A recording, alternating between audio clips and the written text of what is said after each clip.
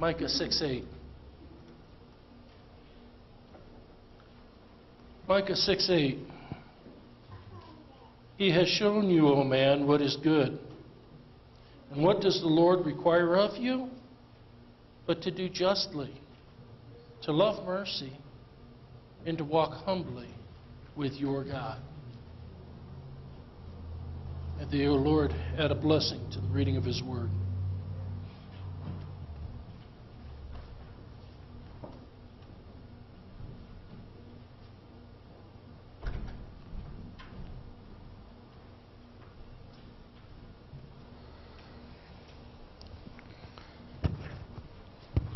Well, that was one of the best children's stories I've heard in a long time. We need more of those, I'll tell you. All right. Well, what a blessing it is today for us to be here together and learning the Word of God. I'm asking the Holy Spirit to be with me and with all you guys, that we get God's truth. I've been wanting to do a little. That's what I do. I jump around all the time, so I apologize. But I wanted to do a little about on King Hezekiah. Say that right? Hezekiah. Hezekiah. There we go. In my brain, I have it right, but when it comes out my mouth, it ain't.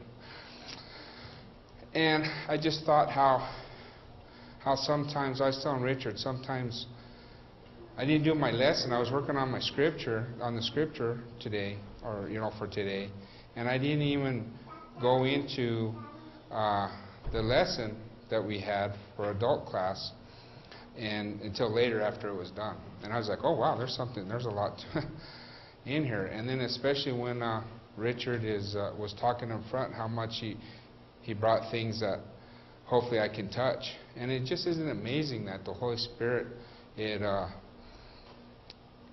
what a blessing. There's times that, you're going to speak on something, and sometimes a lot of things come together, And hopefully that does for you guys today on what I'm talking about. But anyway, so this king reigned in Judah. He became the king, I think, around when he was 25 years old. And the good thing about it, when he became the king, he started removing the high places, broke the sacred pillars, and I'm sorry, I'll be in 2 Kings 18 in that area right now. So he removed the high places, he broke sacred pillars, he cut down the wooden image, and broke in pieces the bronze serpent that Moses had made. You guys remember the bronze serpent, right? That Moses had made. What was the reason why Moses made that? Well, because the people were complaining and grumbling, and all of a sudden these serpents come out and start biting the people. So he made this. And what was the representation for that? Jesus, right? You exalt me high on the cross, right? Isn't it funny that it's not funny, I'm just a slang word of funny, that instead of people worshiping the Creator, they want to worship the creation, right? And that's what we're battling and struggling today, because one of His creations wants our worship by force, right? And that is the devil, right? And unfortunately, we get his character until we find the truth with the Lord, right? Start working ourselves, then the Lord work with ourselves to change our heart, mainly, right? Our selfishness. So he does that, and then he trusted in the Lord of Israel, and then after him, and it says here in the scriptures, so that after him was none like him among all the kings of Judah. What a blessing, huh? So that really shows this king was trying to do his best in keeping the commandments and doing the right thing. And of course, he also had a great helper too, which is with Isaiah, right? So he had good counsel too. So the Lord was with him and prospered wherever he went. And he rebelled against the king Assyria and did not serve him. But he pushed back the Philistines, and so he was doing good. You could see in around down in 1811, the king of Syria carried Israel away, though. And the reason why they carried Israel away, they did not obey the voice of the Lord their God, but transgressed his covenant and all that Moses, the servant of the Lord, had commanded, and they would neither hear nor do them. So King of Syria starts looking at King Hezekiah. So during this time, he's conquering a lot of areas, so he goes over there. Well, King Hezekiah, I guess they're kind of rumor that, I don't know, well, he's not following that king, and I'm sure he's thinking there's going to be some revolt. So they go in front of him. King Hezekiah tries to pay him off. And it shows off down here that so Hezekiah gave him all the silver that was found in the house of the Lord and the treasures of the king's house. And at that time Hezekiah stripped the gold from the doors of the temple of the Lord and from the pillars which Hezekiah king of Judah had overlaid, and gave it to the king of Assyria. So he tried to do a peace treaty with them with numerous treasures. And it kind of sounds like King Hezekiah didn't have much treasure anymore. But that didn't work, did it? So eventually what happened is the king of Syria sent his messenger, his spokesman, and he goes in front of Judah, and he starts telling the people there, stood in front and said, "Do not let Hezekiah deceive you, for he shall not be able, Hezekiah, make you trust in the Lord, saying, the Lord will surely deliver us. This city shall not be given into the hand of King Assyria. Do not listen to Hezekiah, lest he persuade you, saying, the Lord will deliver us. Has any of the gods of the nations at all delivered its land from the hand of the king of Assyria?" So, just make a long story here short. So, the message is blaspheming God. He's saying, look at all these other countries that I've defeated, and a lot of, about 40 of Judah's territories too, I believe, and they take and every one of them had gods that they worshipped, and nothing has been able to stop this king, Syria, from taking over. So he's trying to say, you come out, don't listen to King Hezekiah, don't listen to the God that Hezekiah wants you to believe in. Don't listen to that, because nothing's stopped us since. Well, Prophet Isaiah comes up and gives counsel to King Hezekiah. And he tells King Hezekiah that, of course they left and they come back, the messenger come back a second time and still saying the more sayings. And Isaiah came over and he tells the king, don't worry, God will protect us. And we move over to 2 Kings 19:35.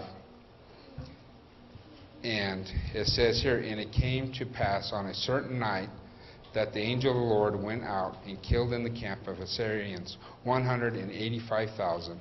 And when the people arose early in the morning, there were their corpses all dead. So their armies were surrounded. At that point, prior, and I jumped a little bit ahead, prior to that, it was known to the Assyrian king whose army swept through Judah in 701 BC, causing great havoc. He conquered 46 strong cities and boasted that he made Hezekiah a prisoner in Jerusalem, like a bird in a cage. But the Lord had saved him. So here we go. Here's a miracle. All the Lord how saved. And we go into 2 Kings 20. In those days, then Hezekiah was sick and near death. And Isaiah the prophet and the son of Amos went to him and said to him, Thus says the Lord, set your house in order, for you shall die and not live. So right immediately, once the king had heard this, he turned his face to the wall and he prayed to the Lord. And he wept bitterly and he said, Remember all these good things that I did for you. I've listened to your counsel, your advisement. I've done everything right. He's pleading for his life. He doesn't want to die. And you go into Isaiah, I had it written down, but there's even a letter that he wrote in there, but I'm not going to touch really too based on here, because this kind of covers that. Because that prayer that he made, Isaiah didn't even make it out of the courtroom before God says, go back to him. I'm going to give him 15 more years. So Isaiah comes back and tells him that. And of course he tells him to, within 3 days you will be healed. You got to eat some figs, or a brew that they had. It's like figs. So Isaiah asks, the king asked Isaiah, what is this sign that this will be true?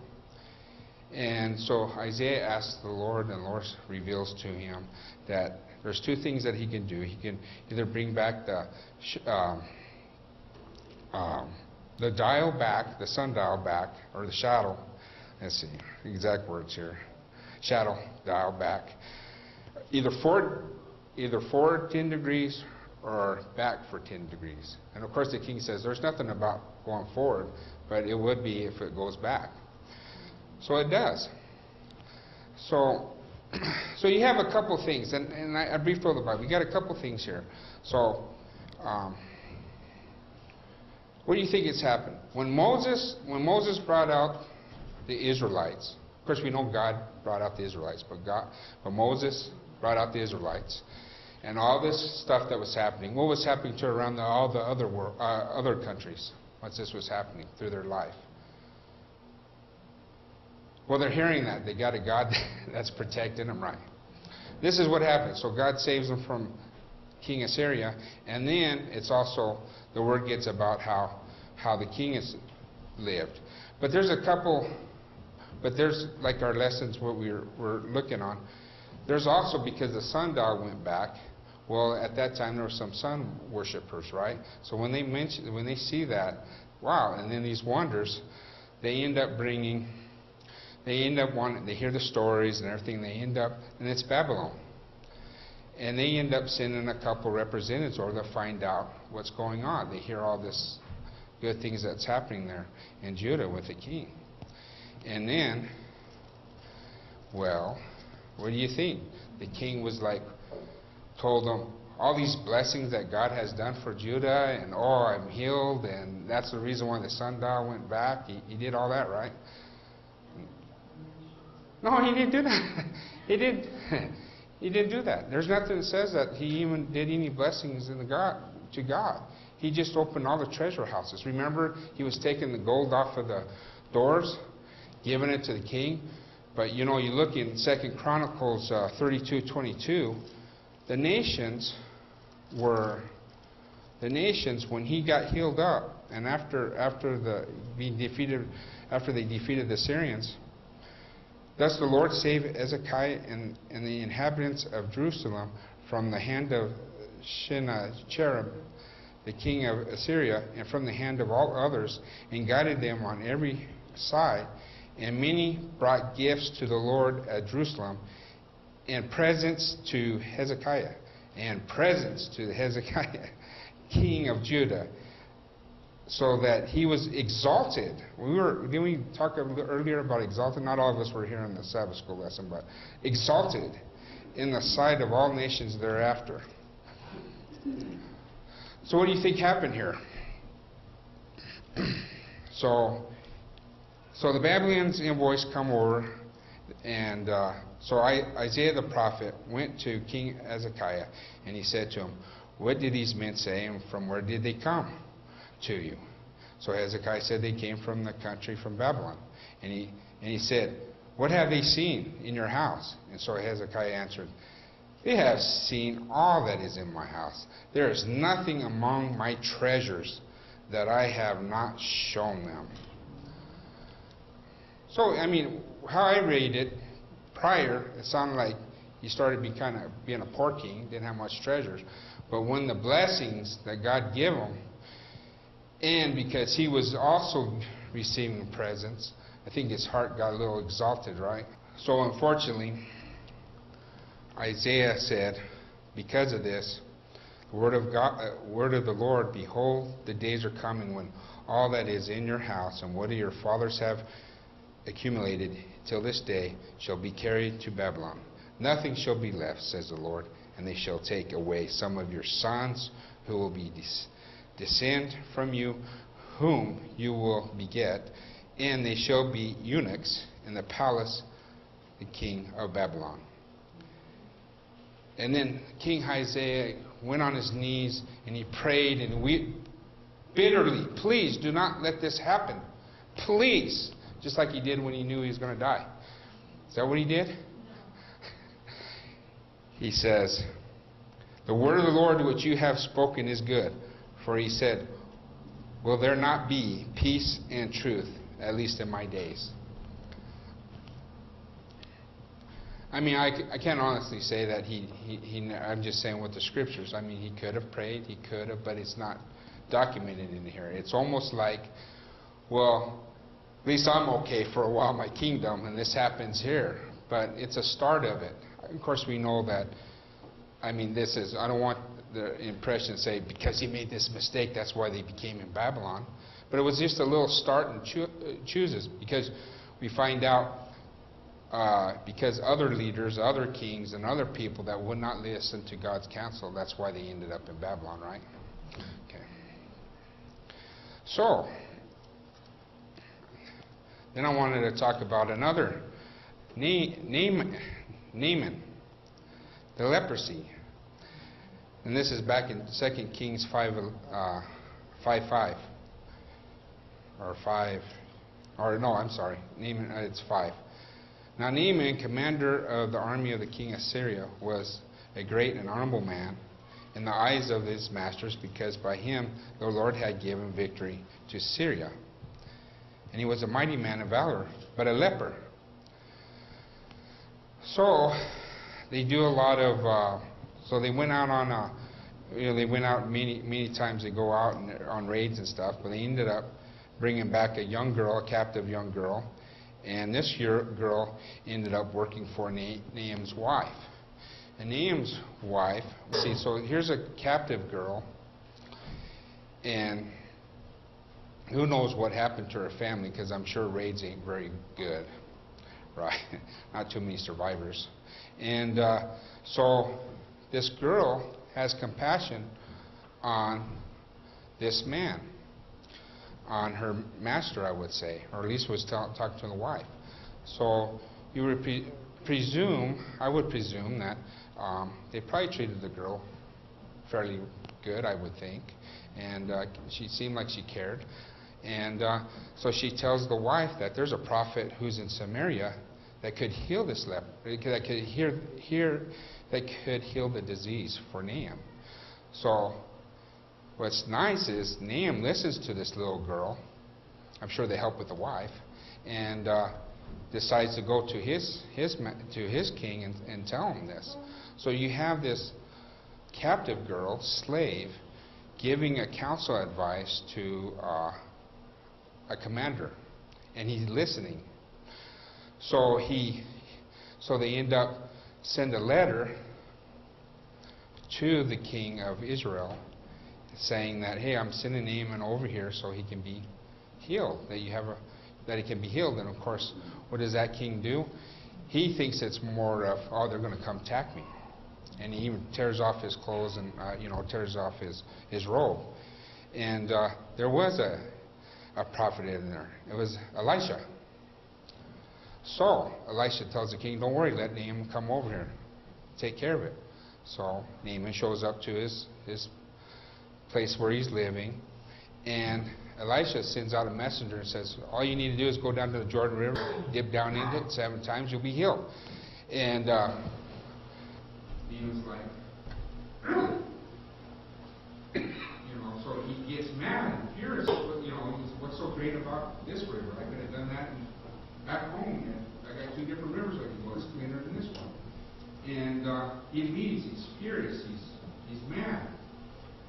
And his servants come to him, and he says, oh, well, first of all, he was expecting, Naaman was expecting for some kind of spectacle, Isaiah come out and say, ooh, you're healed, and all this, I don't know, all this hoopla, I would say, probably what they were used to in their country. You see in the Bible a lot of paganism, what they do for the ceremonies, especially with Elijah. Remember Elijah, the prophets of Baal did, right? Yeah. So, but this is Elisha. So he leaves. He's mad. He's furious, and his servants come up to him and say, if he would have done something, if he asked you to do something wonderful, something great, thank you. Something great, you would have done it. And he says, all right, I'll go ahead and do it. So he goes over here, and he dips in it 7 times, and he's healed. And he's great. And he goes back to Isaiah, Elisha, thank you. And he goes over, and he tells him, well, he wants to give him treasure and everything. Of course, this is God's blessing on him. Of course, Elisha doesn't accept that. And what's neat is Naaman says, I know that there is a true God here, and if I'm mistaken, I have to look. But I know there's a living God here. And he's no longer going to worship any other God. Even though he has to take his master into the building for that, he says, please forgive me on this, or ask the Lord to forgive me, because his hand has to be upon him when he goes, his name bows down to the whatever God that we worship. But here you got a man now that can go out to his country and start being witnesses. And what's awesome about this, it was a slave girl and his 2 servants that he listened to go do to get healed.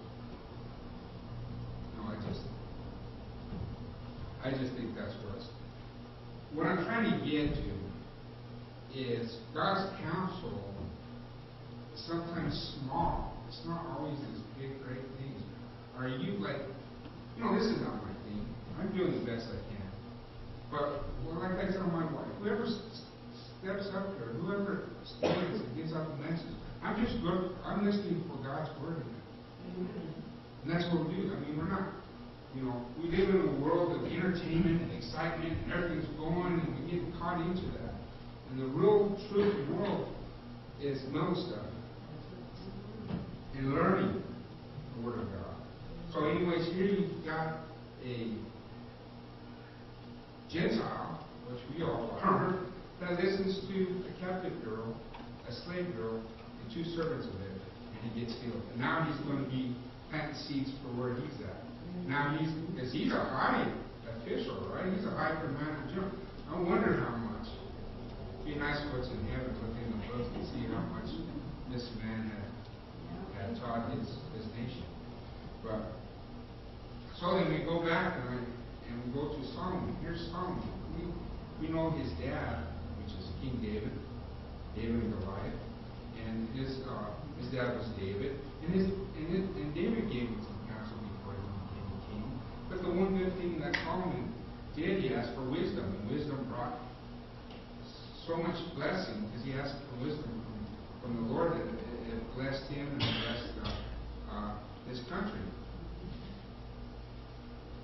It was such a blessing that a queen from Sheba wants to find out how wise this man is. So she goes there and she has biblical questions and she wants to ask all these questions to him. And there wasn't one question that King Solomon could not answer. And so she was impressed by that. Then, she was really impressed that how everybody around him, even the servants that stand all day with him, serving him, were all happy. That really, that's another thing that really got her. So I came and saw with my own eyes, and deep half was not told me. Your wisdom and prosperity exceed the fame of which I heard. Happy are your men, and happy are those your servants who stand continually before you and hear your wisdom. Blessed be the Lord your God, who delighted in you, setting you on the throne of Israel, because the Lord has loved Israel forever. Therefore, he made you king to do justice and righteousness. Oh, what a blessing. What a blessing she takes back to her country, where she's learned to about the Lord. But then we know, unfortunately, we know the end of, later on with King Solomon. Yeah, he started out really good, but he ended up starting to look away from God, right? And so we learn, well, I'm not going to jump all into that, but we know that things were taking his eyes away from the Lord, and his kingdom wasn't so good at starting at the end, or back to the end. In the beginning, good, but anytime you start getting your eyes off of Jesus and start doing your own thing, it never goes good. So that's what happens, and we can find that because when his son, I can use some help on this one. Rehoboam? Yeah. Now when he becomes king, he does a smart thing. At least you think he does. Well, what happened is there was a man named Jeroboam, and he rebelled against Solomon. And once he heard that his son became king, because he was hiding out, he comes in front of the king and he says, "Hey," and we're in 1 Kings 2nd 4 area, and he says, "Your father made our yoke heavy. Now therefore lighten your burdensome service of your father in his heavy yoke which you put on us, and we will serve you." And he's talking about Israel, our North Kingdom. So the king asked him, "We'll just depart for 3 days, and I'll have to come back. I'll have an answer for you." So he goes to the elders. He goes to Solomon's elders, and elders. And Solomon's elders give him really good advice. If you will be a servant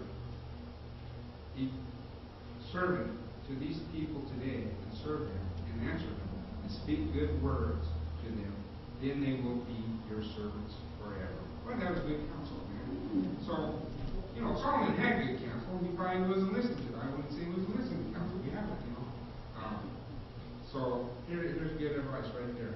But instead, he gets advice from some of the men that he grew up, since he knew his voice and grew up with, and basically saying, "Oh, you think my dad's yoke was bad? This way I'm going to do that. You think this whip's bad? I'm going to make it even harder." And so, because he ends up listening to the advice of the men that he was raised up with, there's a split. Israel's split. And it says in Scripture that they still fight today towards David. Are they still fighting that? I don't know. What do you guys think? Are they still fighting over in that area? Huh? Yeah. So, wow, how did they would have came together if they would just listen on that? And so I'm going to go all the way to Moses, and that's going to be chapter 18 in Exodus 18.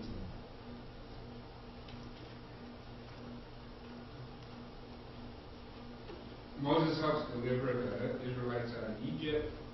They're out a ways. At some part of the time, his wife and his 2 sons are with his father-in-law, Jethro. Jethro comes over to where Moses is, brings his wife, brings his 2 boys with him, and he shows up with Moses, and so when Moses went out to meet him, he had a lot of respect for his father-in-law. He bowed down and kissed him. And you can say that because when God asked Moses at the burning bush, when God asked Moses to do this, and he agreed, he went to Jethro and asked for, "Would you please let me go because I have a matter to deal back here?" And Jethro left. So you can see that Moses had respect for his father-in-law.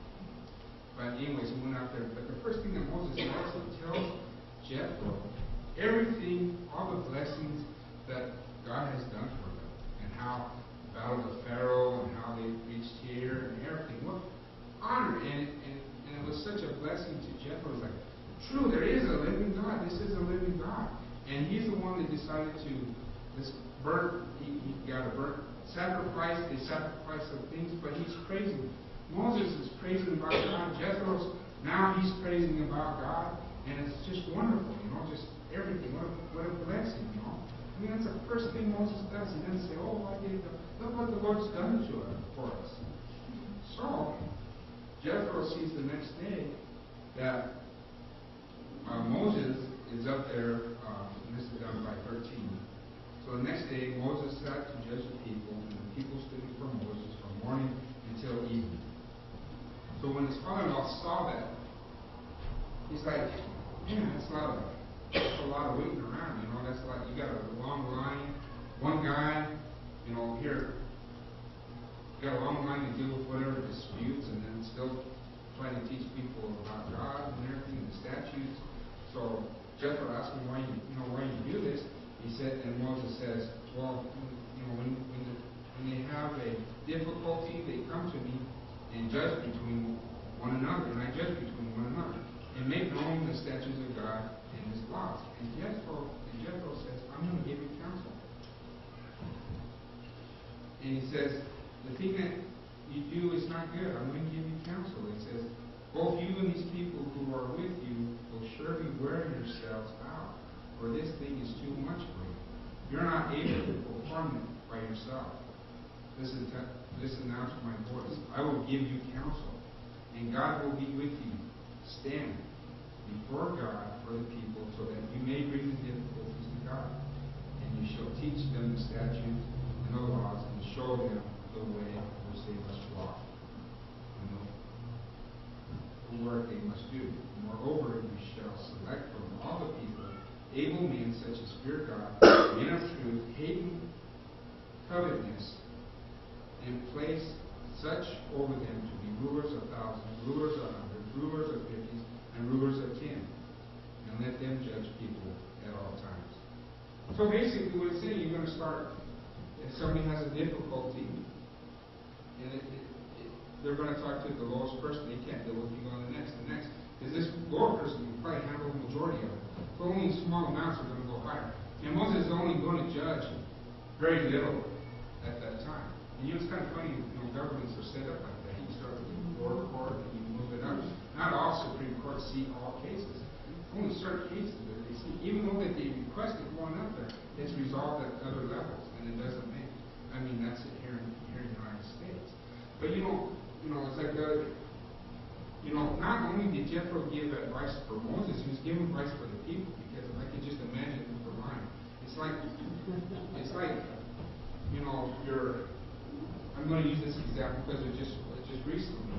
I mean, somebody goes in for surgery, you're there to support them and help them, and you're told that at a certain time this person's going to be able to leave. You don't, and you stay there. And yeah, it's very difficult for the person going through the surgery, but the wait, and the wait, and the wait, and the wait, it's just hard on them, The wait, and wait, and wait. And that's what these people are doing. They're waiting and waiting and waiting for so long, and they probably would have seen that day, it was the next day, and the next day. Who knows how long it took where you were at in the line?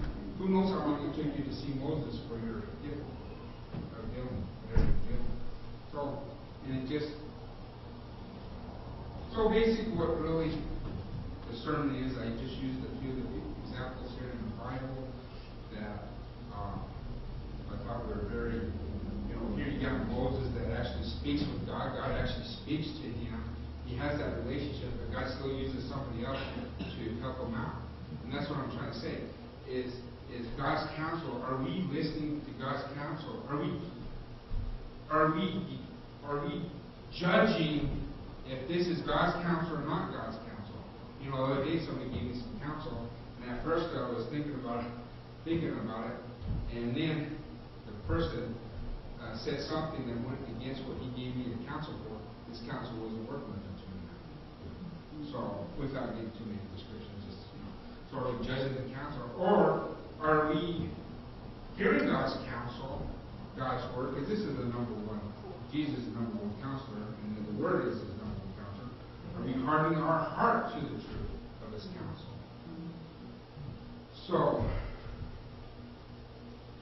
it's nice that you can have, I want a miracle, or I want something big to show, or, it's the little things, man. I'm telling you, it's the little things, the little whisper in your ear that God is telling us.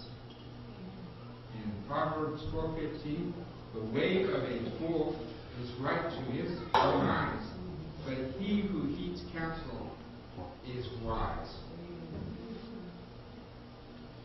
See,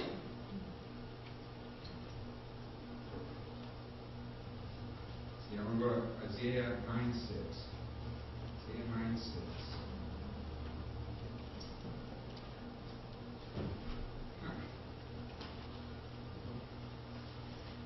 Isaiah 9:6.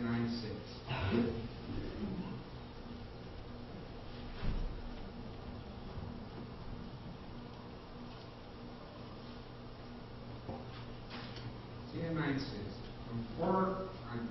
For unto us a child is born, unto us a son is given, and the government will be upon his shoulder, and his name will be called Wonderful, Counselor, Mighty God, Everlasting Father, Prince of Peace. So, like Richard has said today, what Pastor talked about last sermon, we all know it's the relationship that we have with our Lord. We know that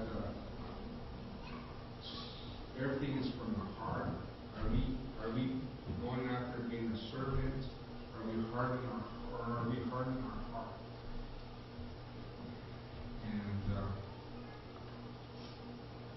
And I hope and pray that every one of us tries to be the servant. Don't let our hardened heart get in the way. Don't let us being offended or not listening to God's advice and counsel. Continue to humble ourselves, to walk in the Lord, and be like those three Hebrew